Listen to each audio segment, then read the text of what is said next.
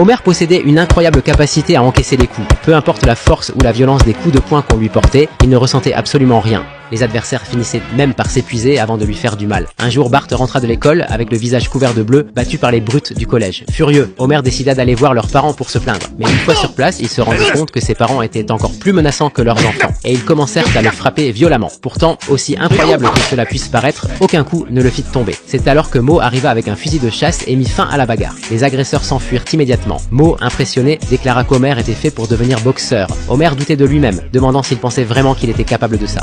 Je sais pas, est-ce que t'as assez de cran pour tester toutes tes limites? Oui. Est-ce que t'as assez de cran pour envoyer un coup de poing si l'occasion se présente? Oui. Est-ce que t'as assez de cran pour me filer 60% de dégâts? Oui. Je les prendrai.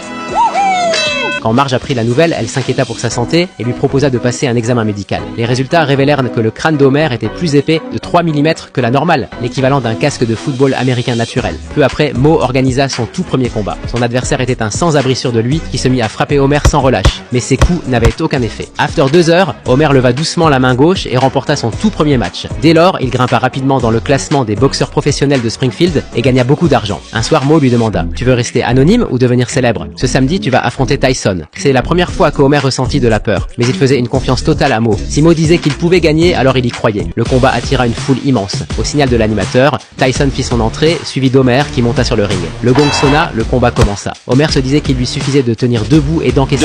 Dès le premier coup, Tyson le sonna. Ce n'était pas du tout comme les petits voyous qu'il avait affrontés auparavant. Homer peinait visiblement à rester debout. Marge, inquiète, cria qu'il devait riposter pour avoir une chance. La raison, ce cactus, j'ai pas vraiment le choix.